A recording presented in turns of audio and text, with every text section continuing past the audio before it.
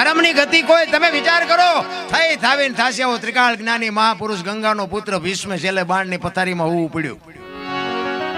કાલ શું બનવાનું ઈ જેને ખબર હોય પોતાના મૃત્યુને બાપુ પાછું જો ઠેલી શકતો હોય તો આ મહાપુરુષ કેવો હોય છે.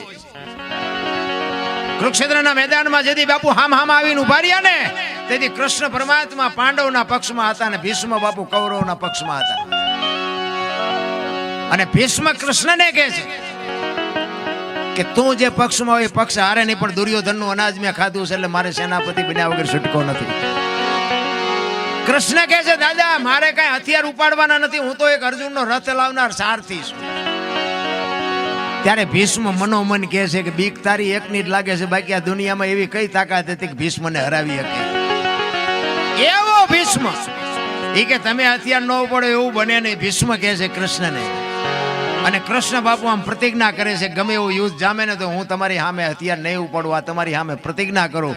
અને એને પ્રતિજ્ઞા કરીને તરત જ બાપુ ભીષ્મએ પ્રતિજ્ઞા કરી કુરુક્ષેત્રના મેદાનમાં જો હથિયાર તને ન ઉપડાવું તો હું ભીષ્મ નહીં ભાઈ. અખિલ બ્રહ્માંડના માલિકની પ્રતિજ્ઞા તોડાવતો હોય એ સિદ્ધ પુરુષ કેવો છે. એને જો બાપુ કરમ ન છોડવું હોય તો આપણે આંકડા તો કાઢો, આપણે કેટલાના બૂસ માર્યા છે, કેટલાનું ઊભું સાર્યું છે, નહીં ભોગવવું પડે? અરે કોઈ દી ન છોડે રામ. ચોથા દિવસનું યુદ્ધ, ચોથા દિવસ ઉગ્યો ને એ 18 દિવસના યુદ્ધમાં ચોથો દિવસ ઉગ્યો ને, અને બાપુ ભીષ્મ એવો ક્રોધિત થઈ ગયો ભાઈ. અને એ કે કાલની તારીખમાં ન પાંડવી પૃથ્વી કરી નાખું, ધરતી ઉપર પાંડવ જેવું નામ ન રહેવા દઉં. અને બાપુ કૃષ્ણ પરમાત્માનું કાળજું થડાક ઉછડાક મીંડું થવા કે દાદો બોલ્યો છે. કાલનું પરિણામ શું આવે એ કાંઈ કહેવાય નહીં. દાદો એમ બોલ્યો છે કાલ પાંડવોને રહેવા ન દો. અને રાતે નીંદર નથી આવતી કૃષ્ણને. અને આવી રીતે પૂનમની રાત્રે ચંદ્રમા ઉપર છે, અંજવાળિયું છે, અને કુરુક્ષેત્રના મેદાનમાં કૃષ્ણ વાયા હાથ રાખી અને મેદાનમાં આટા મારે છે, વિચાર કરે છે કાલનો શું નિર્ણય લેવો. અને રાતે એમાં રખડે, એમાં એક બેન દેખાણી, એને સફેદ વસ્ત્ર પહેરી અને એક માં બેઠી છે. એટલે કૃષ્ણ વિચાર કરે કે અત્યારે આ રાતના ટાઈમે આ કોણ છે બૈરું. ત્યાં જઈને કીધું કોણ છો માં? અને આમ બાપુ એ જોગમાયા ઊભી થઈ હો. એ કે હું ગંગા છું, ભીષ્મની માં છું. હે કે ભીષ્મની માં છો કે અટાણે માં અહીંયા? એ કે કાલ મારો દીકરો અહીં પડવાનો છે અને કાંટા ને કાંકરા નો વાગે, કાંટા ને કાંકરા વીણું છું. કૃષ્ણ પરમાત્મા ચકરી ખાઈ ગયો. ઓલો કે છે કાલ પાંડવો નો રહેવા દઉં, જનેતા એમ કે છે કે મારો દીકરો કાલ અહીં પડવાનો છે. આમાં સાચું શું? ભગવાનને ઘૂમરે નાખી દીધા. અને કૃષ્ણ આવ્યો સાવણીમાં, અર્જુનને પાટું મારીને જગાડ્યો કે એ ઓલાએ પ્રતિજ્ઞા લીધી છે કાલ પાંડવોને રહેવાનો દઉં, તમને હારો નીંદર આવે છે. અર્જુન આંખું સોળતો કે તું જાગસ પછી અમારે શું જાગીને કામ છે. એટલે લગામ તો બાપુ છે ને હોંપી દેવાય. હું તો એમ કઉ છું લગામ હાથમાં રાખીને મોટો મેં આંક્યો એવો પાવર ન કરો. હારો માણા હોય ને હોંપી દેવાય. અને કૃષ્ણ વિચાર કરે છે, અર્જુનને કહે છે કે કાલ તારે આગેવાની શિખંડીની લેવાની છે. કાલ તું રથમાં આગળ શિખંડીને રાખજે. કારણ કે બાપુ કૃષ્ણએ કપટ તો કર્યું જ છે. એટલે અર્જુન એમ કે છે અમે હું બંગડીયું પહેરી છે શિખંડી, કે હું કહું એમ કરીને ભાઈ એમાં તમારા ડાળિયા નહીં આવે. અહીંયા હું કહું એમ કર નકર કાલ ભીષ્મ છે ને મેદાનમાં દડે રમે એવું કરી નાખશે, કાંઈ નહીં રહેવા દે. તું શું માનસ ભીષ્મને? તું શું માનસ? અને આ બાપુ આમ ફોરુજ નારાયણ કોર કાઢે, આમ હામાં રથ આવીને ઉભા રહ્યા.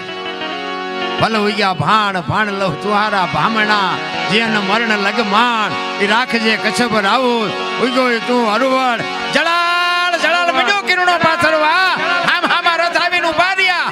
અને આમ શિખંડીની આગેવાની જા જોઈને ભીષ્મએ હથિયાર મૂકી દીધા કે તમારી જાતના બાય લાવો, મને તમે છેતરો નગર, તમારી એવી કોઈ તાકાત નથી કે તમે ભીષ્મને હરાવી શકો. અને પછી કૃષ્ણ અર્જુનને કહે છે કે હવે માર બાણ.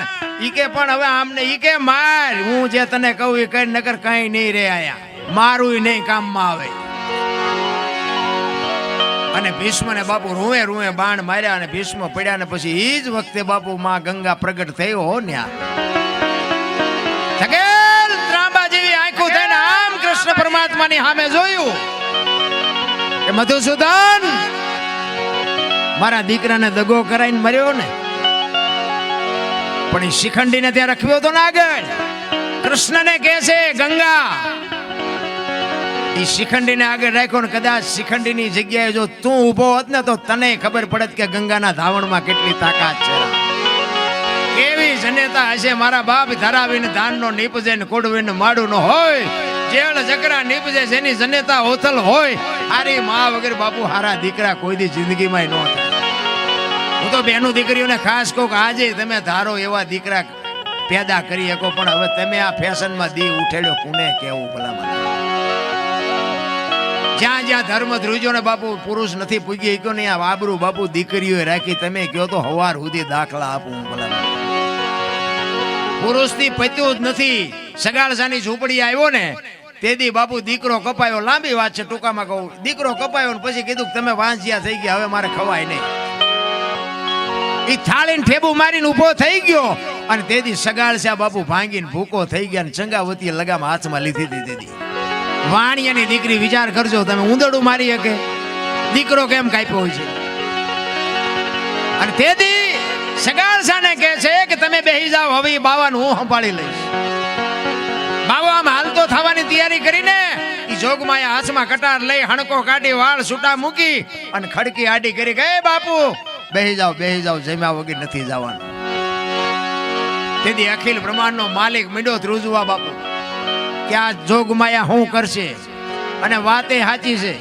આ છે ને આ બધી જોગમાયા છે, બાંધી મુઠી રાખવી, નકર જો ઈ ધારે ને કે પાણી નથી ભરવું તારું કટકા કરી નાખો, નો ભરે રામ. એ હસવાય ત્યાં સુધી હાસવી લેજો. શક્તિ છે એ જ્યાં સુધી બધું હાલ્યું જાય ત્યાં સુધી સારું છે. બંધ મુઠીએ નકર રે ધોયેલ મૂળા જેવા. અને બૈરાની કિંમત તો ચારે થાય. બૈરું બહાર ક્યાં વ્યુ જાય ને તારે 4 દિના યાઠા ભેગા થયા હોય, ફંજવારી કાંઠે જ ના કઈ કિંમત થાય. દીકરી છે ને બાપુ, દીકરી છે. ચંગાવતી એમ કે છે બાપુ જમ્યા વગર જવાનું નથી, બેહી જાઓ. ઈ કે પણ તમે વાંચ્યા, ઈ કે પણ બીજો દીકરો જોવે છે ને, બીજું શું જોવે તમારે, બેહી જાઓ. તેદી બાપુ રણચંડી વાણિયાની દીકરી બનીને બોલતી હોય કે બાપ જાણી તને કહું છું બાબા, મારા પેટ છે મહિના 5, આશરો સીતારામનો કોઈ જો ના જાય નિહારા. ઈ કે બેહી જાઓ બાબા, જમ્યા વગર હવે નહીં દઉં જાવા. તેથી બાપુ આમ કટાર ઉપાડી કે હવે તો લડી લેવું છે, કદાચ માથું ઉતારવું પડે તોય શું. આમ કટાર કરી મારા પેટમાં 5 મહિનાનો ગર્ભ છે ને, ફાડીને બાવા રાંધીને તને ખવડાવું. હમણાં બેને કીધું ને કે કાઠિયાવાડીમાં કોક દી ભૂલો પડી જા ભગવાન, એક વાર થઈ જા અમારો મહેમાન સરક ભૂલાવી દઉં સાંભળા. શું કામ? અમારા ઘરમાં એક દાણા હે તો તને રોટલો ખવડાવું છું, નકર પાણીનો લોટો ભરીને ઉભા રહીશું. પાણી નહીં હોય, દાણા નહીં હોય, તેથી દીકરા કાપીને ખવડાવું છું. પણ આવી તો કરો ભાઈડા.